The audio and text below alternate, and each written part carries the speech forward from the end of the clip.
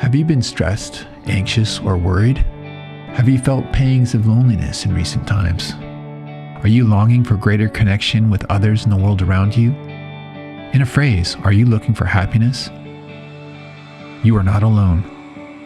Millions of others are seeking this feeling of spiritual, mental, and physical wellness too. This podcast explores the underlying causes of unhappiness and shares with us the secrets of rewriting the frequent thoughts and redirecting the common behaviors that keep us in that state. Join forensic psychologist and best-selling author Dr. Nihal and her guests as they dive deep in the realm of psychological wellness and explore ways of finding happiness on demand. Hello, I'm Dr. David Wong, a psychiatrist who is in private practice. I am an associate clinical professor of psychiatry in the Department of Psychiatry, Faculty of Dentistry and Medicine at the University of Alberta, Edmonton, Alberta. I'm being invited by Dr. Joe Nihal to present something on the topic of the human soul. Some time ago, back in 2018, I've been thinking that there is a universe out there. And what about this universe? The physicists have been measuring the universe by light years. It has been said that the universe has been estimated to be something like 13.8 billion light years old. And now the JW Webb telescope is telling us that it could be way more older than that, something like 38 billion light years old, by way of photographing objects in space that are so far away that the light coming from that object has only reached us after it had traveled for some 38 billion light years. That being the case, we know all about how the universe has all of these galaxies, stars, and the stars and their planets that may be revolving around these stars. And it was interesting to me to recognize that there is a universe in our human brain. When I raised the discussion for the human brain, not too many people debate that there is such a thing as a mind, which we all appreciate and understand to be situated and resides in the brain, the organ or the substance of the brain. That being said, I don't think that there is any more of an argument that there is a mind. However, because of the advances in neuroscience, we have come to understand that the universe, that is the brain, has many objects in it, such as neurons and interneurons and the supportive elements. And these neurons will use neurotransmission to connect with one another to form circuitries. And so we say we have a circuitry for pain perception, we have a circuitry for thinking, the circuitries for calculation and for experiencing emotions. Now, the only major difference in this universe that might be compared to the larger universe is one of distance. The synaptic gap between neurons is said to be measured in angstroms, or 10 to the minus 10 meters, in terms of the space between the neurons. Neurosciences has also shown us that next to the different functions that could be observed, such as motor function, there is a sensory function. There's also a mathematical calculation function, as well as memory, as well as thinking, particularly executive function. For example, the executive function has been assigned to the dorsolateral prefrontal cortex. The cortex has now been delineated into many different parts with more specific functions. Since the Human Genome Project, I think dating back to October 1990, it's now been completed as of April 2003. We're now able to delineate all the base pairs in the human genome in all 46 chromosomes. That being said, we have the digital information in terms of the base pairs and all the codons, which are represented by 3 base pairs, to code for a phenotype, some genetic variants in terms of for example, that would coordinate movement, such as we can observe in an illness like Parkinson's disease, which is the lack of coordination of movements, or any other movement disorders. Most recently, neurosciences have been able to lead us into yet another project using the big database from the Human Genome Project and connecting the neurosciences knowledge of knowing specific regions of the brain that has specific functions. And also with the advancement of fiber optics, we are now able to delineate all the circuitries that are the actual connections, the wiring of the brain, if you will. It's called the Connectome Project. It's fascinating how this Connectome Project, by way of mapping all the circuitries, would look like. When the brain circuitries are colored, coded, and showing the white matters, which are the fibers connecting all the axon circuitries and connections and so on, it looks like a beautiful flower. My presentation back in 2018 has to do with the description of the neuroanatomy of emotions. That is to say, it referred to the specific regions of the brain to delineate the parts known as the emotional brain, which essentially connects the amygdala, the hippocampus, the hypothalamus, and the red nucleus, as well as the dorsolateral prefrontal cortex for the interpretation of such emotions or experiences. It is without doubt that now we have emotions. In fact, these emotions are classifiable into love and hate and anger and jealousy and satisfaction and sense of achievement and pride and so on.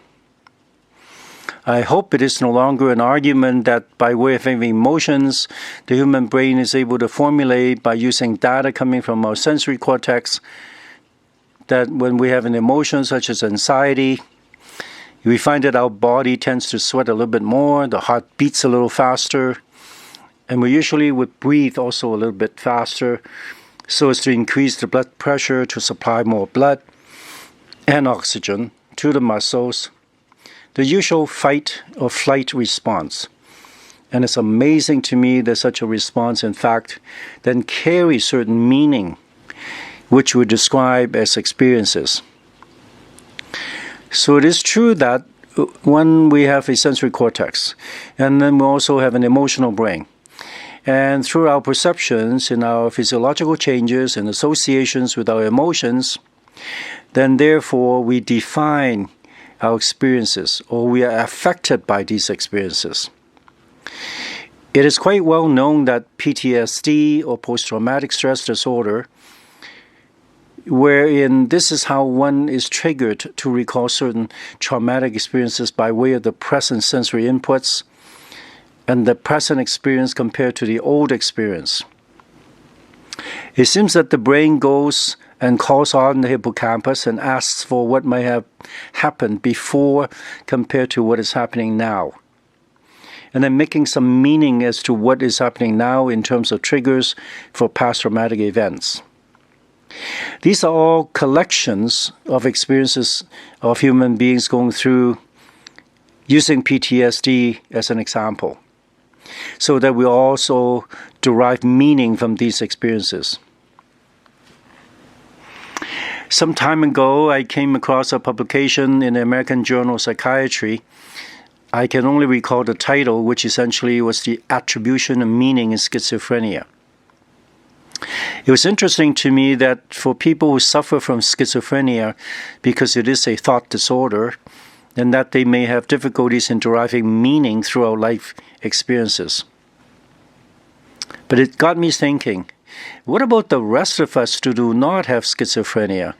We who have a normal brain, and therefore a normal mind, and therefore a normal emotional brain, and a normal way of perception, of perceiving and deriving experiences. How do our souls react to experiences and or attribute meaning? We have emotions and therefore derive meaning from these emotions, and henceforth meaning from our experiences. I recall Jacob Bernowski, who in the book called The Ascent of Man, which is a book written from a BBC broadcast TV series depicting the development of science or scientific knowledge according to the development of the human brain, development of human beings. When he stood beside a cave, one of these caves has these pigmented drawings on the walls depicting people's activities and things like cattle and horses and people swimming. He's quoted as saying, "In the animal world, the animals would leave behind what they once were. That is a pile of bones, which was by his feet. And only humankind is able to leave behind what he or she has once created."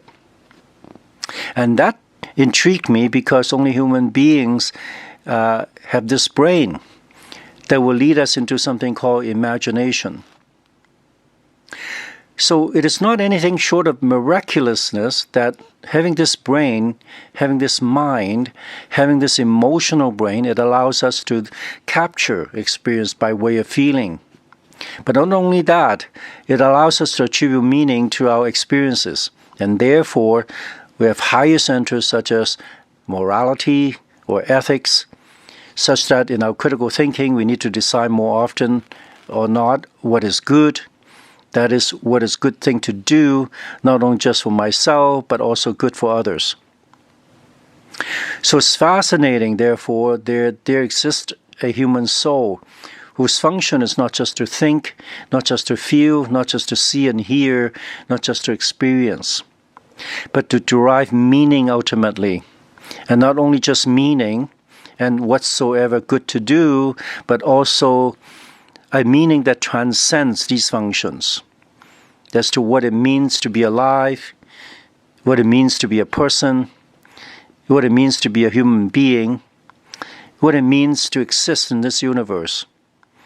And that we live on this only one place that we know of as Earth, amongst many other possibilities, except that physicists are now having trouble finding out how that the further we go, the more we do not find another life form out there in space, when statistics would suggest that we should have found some other life form by now.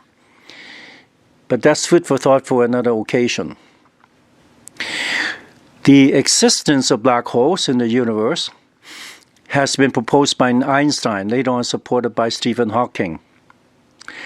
That these black holes exist was evidenced by receiving a sound coming from outer space, from very far away.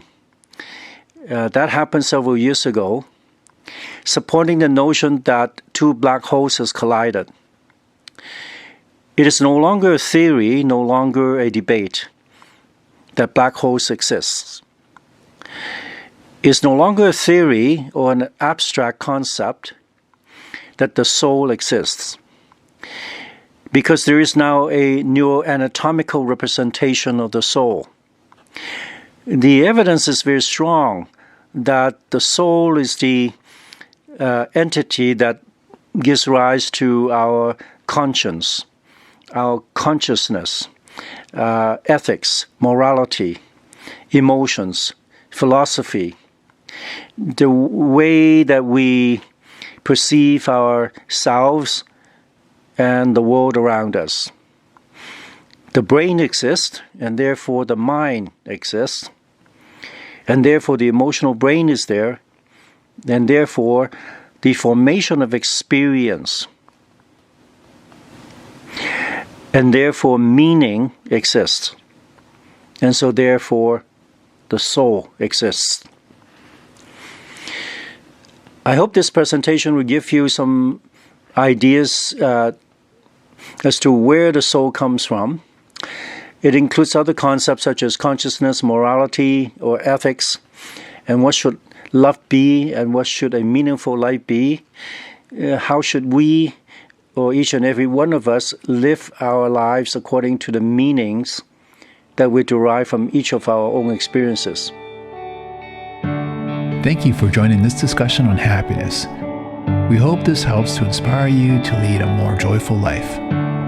To dive deeper into the subject of happiness, be sure to check out Dr. Nihal's book, Happy is the New Healthy, available as an ebook or hardcover. For additional resources, visit our website at drnihal.com.